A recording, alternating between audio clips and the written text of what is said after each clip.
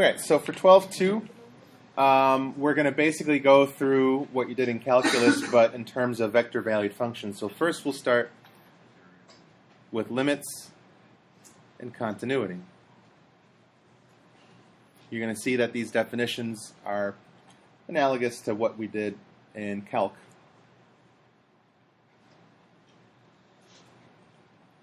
So here's the definition for a limit. The limit as t approaches a value a of a vector-valued function r of t will equal some vector L if and only if the limit as t approaches a and the magnitude of the difference between r of t minus L is 0.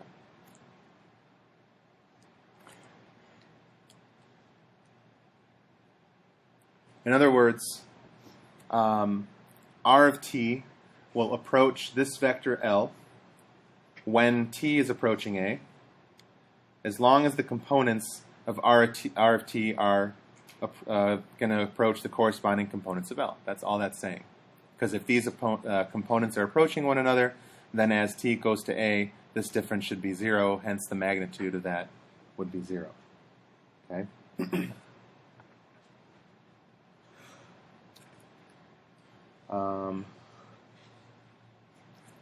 Let's do this theorem.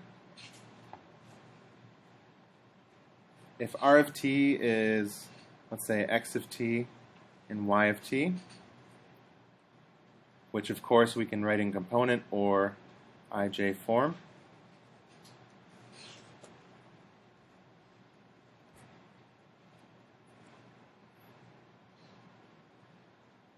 then if we want to take the limit as t approaches a of r of t, then we can simply take the limit component by component.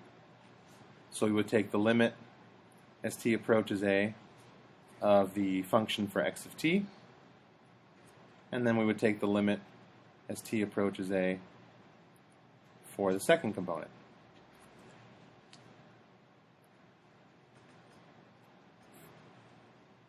And of course this is provided that the limit exists. So if the limit doesn't exist, then we can't really do this anyway.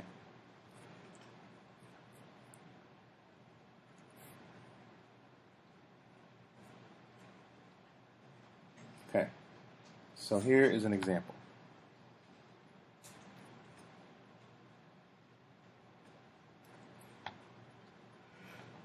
Let r of t equal ti plus the root of 1 minus t times j minus 4 cosine t times k.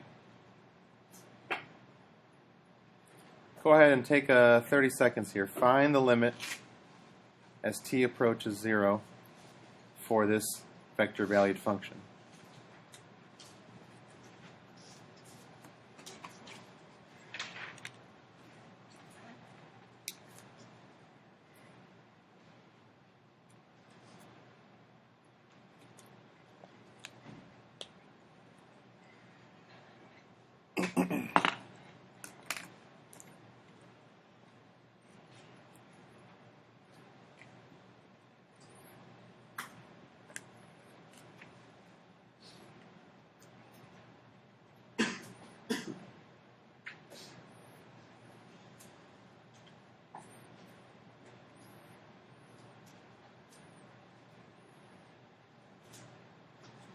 So in essence right now, if you remember how to find limits, you're just doing it more than once basically, right?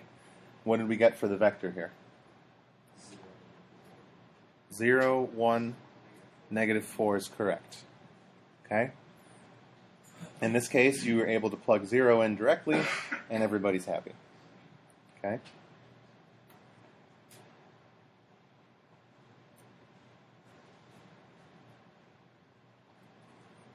Okay. Let's talk about continuity real quick.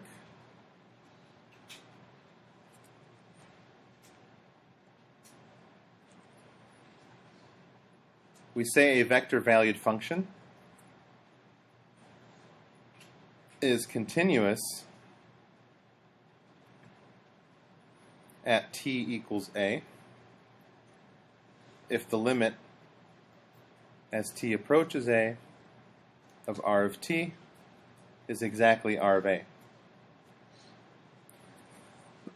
In other words, this would be a great example of a vector-valued function that would be continuous at 0 because the limit is exactly equal to r of 0 here. Okay.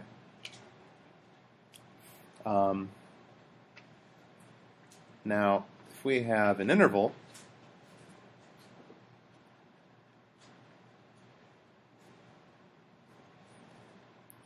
so let's say from this endpoint to this endpoint, we call this the interval I.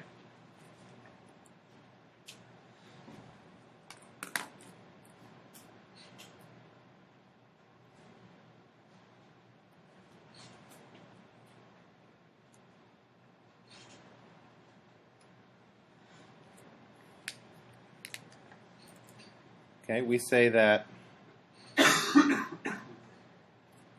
a vector-valued function is continuous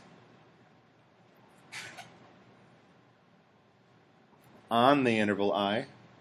Come on in.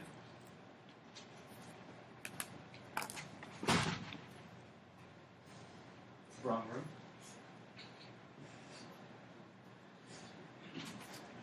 Wrong path? Okay. No problem.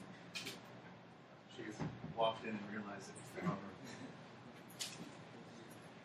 Okay.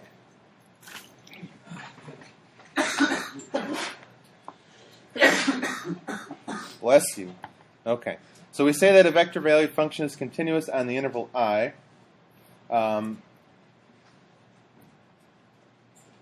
If continuous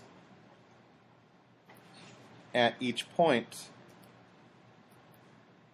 in the interval I, with the exception being the endpoints.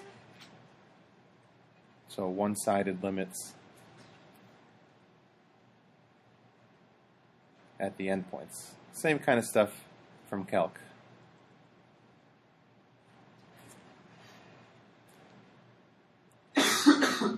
So if we're approaching this endpoint from one direction and we get this limiting vector, then we're good. Even if we're approaching it from this direction, we don't get that same vector. As long as we're continuous everywhere between the 2 points there, then we're okay with continuity. Okay?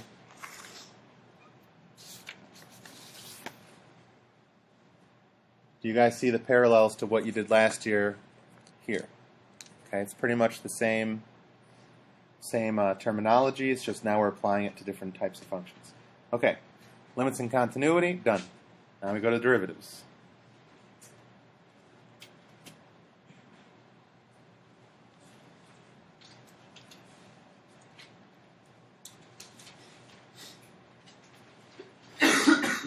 If r of t is a vector-valued function, the derivative of r with respect to t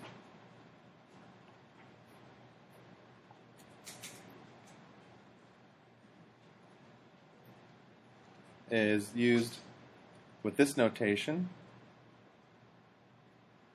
So we could say r prime. We could also say r prime of t.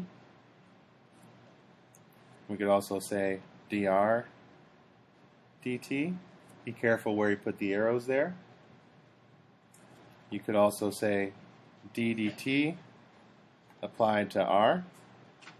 Same thing. Okay, so lots of different ways to indicate that we're taking the first derivative of the vector-valued function. Okay, and the definition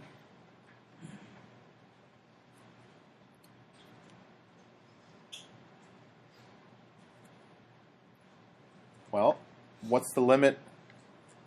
What is the definition of a derivative in calc. Mm-hmm. The limit as h approaches 0 of f plus h minus f of x all over.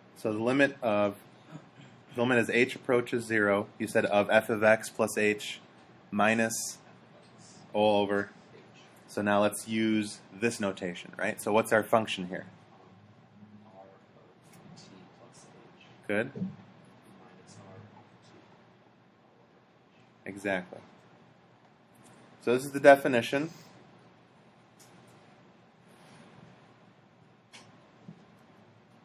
Same as before. And obviously, if the limit has to exist in order to be differentiable. Okay.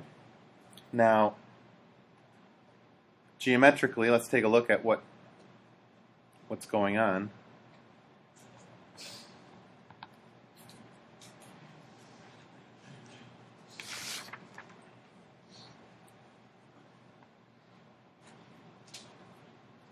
So let's say we have some vector valued function here, cruising along this way.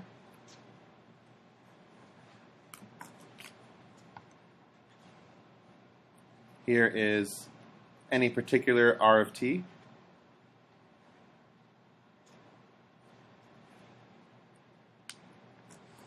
Okay. Then r prime of t is going to be a vector that's tangent to the parametric curve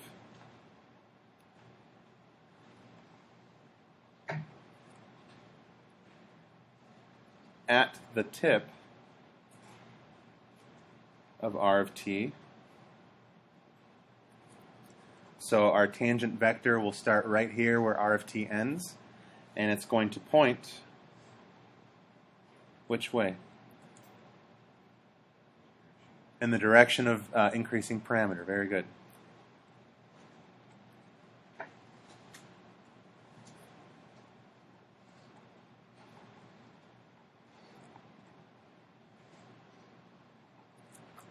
So let's use a different color. So right here would be r prime of t. Okay?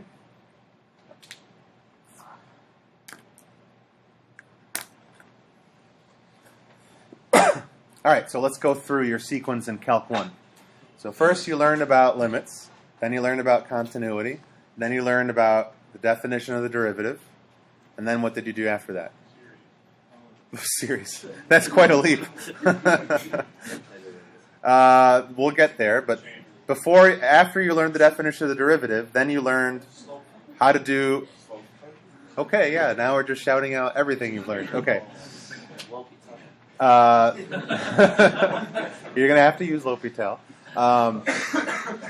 After you learned the definition of the derivative, you probably applied it like a couple of times to various functions, but then after that, what?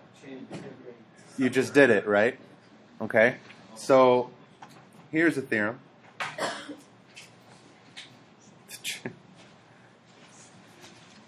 This is one of the objectives, by the way. Prove that we're allowed to take their derivative the way we're going to do it right now. So, given r of t,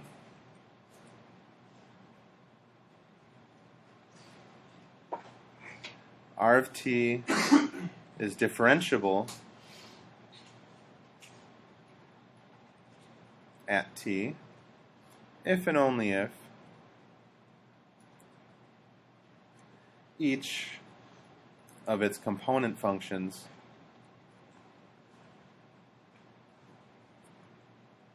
is differentiable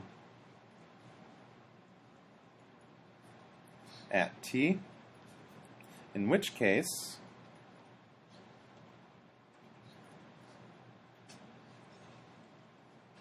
the component functions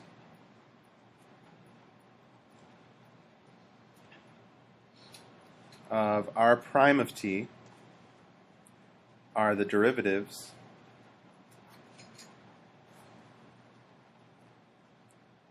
of the corresponding components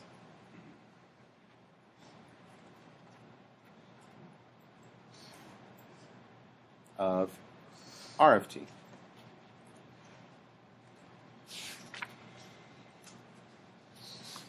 So what this is saying is,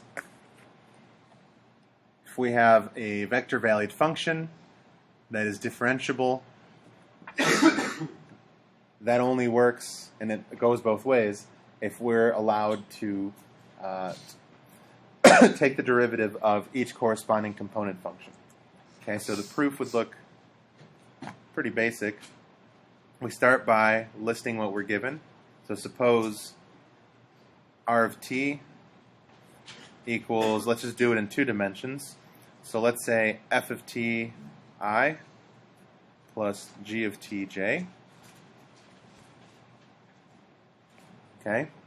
Now, as far as taking derivatives, we know we can apply the definition of the derivative without any hesitation. So the definition of the derivative, if we apply it here, would be the limit as h approaches 0 of r of t plus h minus r of t all over h. And now, this is true if and only if, we talked about this earlier, when we have limits, we are allowed to do limits component by component, right? So when we do that, we should be able to take just the x component, apply the limit there,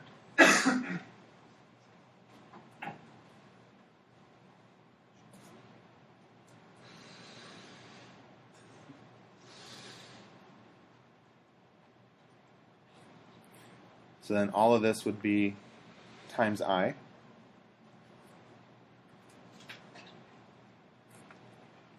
Plus, I'm going to try to squeeze it in here, the limit as h approaches 0. Now we do the same thing with the j component.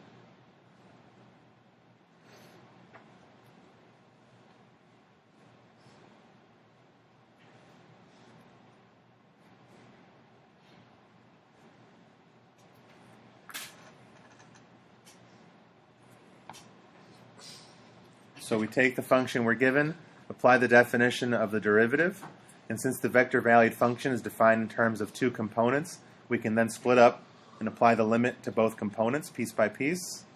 And what's this equal here? This is just the derivative of what? F of t, right? Times I, and this is the derivative of g of t.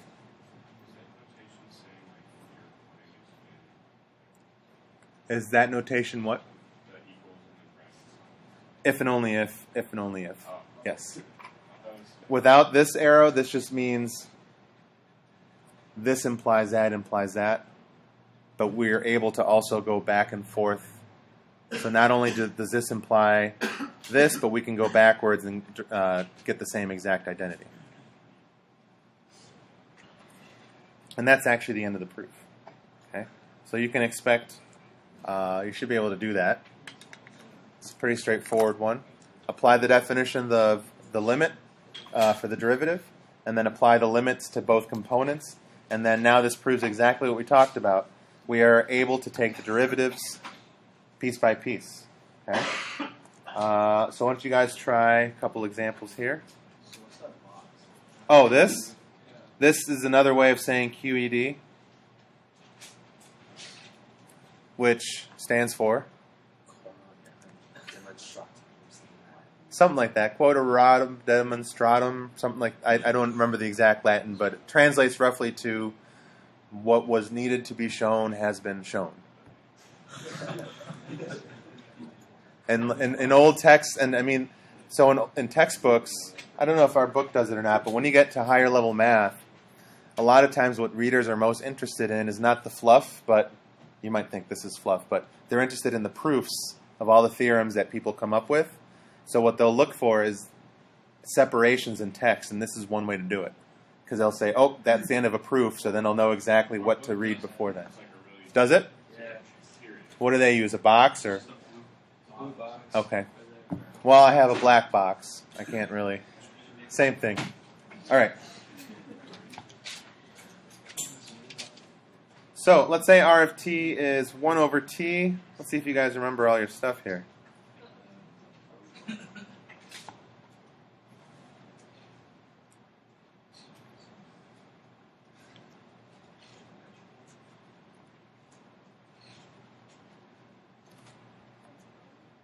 What will the derivative of r be for this function? Any volunteers that remember? Besides you, I've heard from you today already. No one remembers. Everyone got a 1 on the AP exam.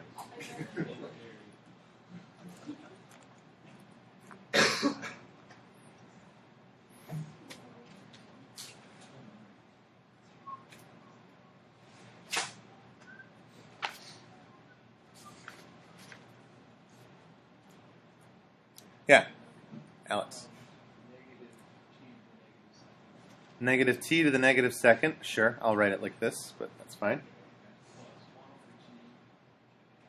So this is I. Plus. Yep. Good. Did we get that? You were just worried that you forgot, right?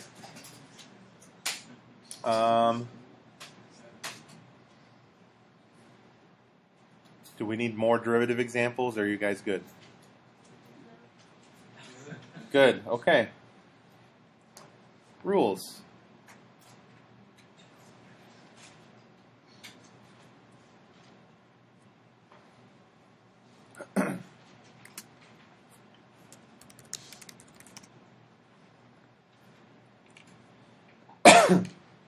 Oh, and let's just clear up the notation I'm going to use. So R of t, R1 of t, R2 of t are all vector-valued functions in either 2 or 3 dimensions. F of t, notice the lack of my use of an arrow, is not a vector-valued function, but a real-valued function. K is going to be a scalar. Again, no arrow there. And if I use C with a little arrow, this is a constant vector.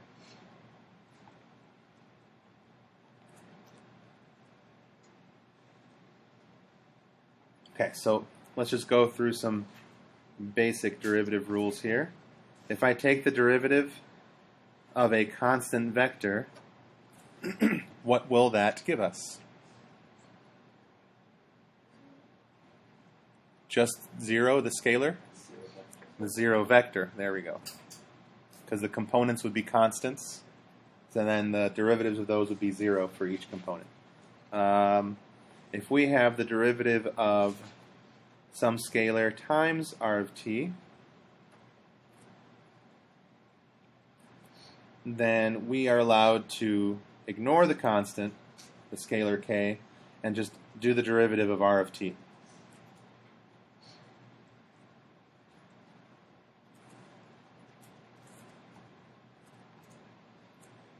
Similar to what you did last year, except we have vector-valued functions. Okay, so this shouldn't be a surprise. Should be able to prove these two. If we have r1 plus r2, and we are taking the derivative of the sum, then we are allowed to take the derivative of r1, and then add that with the derivative of r2. And then, let's see, what's another derivative rule? If we have the derivative of, let's say, a scalar, a real valued function, times a vector valued function r. Since we are differentiating with respect to t here, you do have to take the derivative of both of these, but there's something called the, begins with a P, product rule, yes, which says you can take f of t times the derivative of r. Oh, I don't need that prime there, sorry. Plus the derivative of f of t times r of t.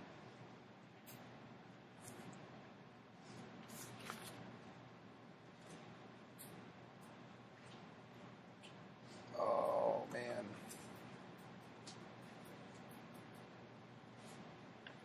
Yeah, I guess this is a good place to stop. I was one thing short of my goal. That's okay. We'll finish it up tomorrow. You should be able to get some of the homework done tonight. We have yet to talk about tangent lines. We talked about the idea and the notion of tangent lines, but how we're going to write the equations for them, we're going to talk about that tomorrow. And then we'll continue with some integrals, and we'll be done with 12-2. All right?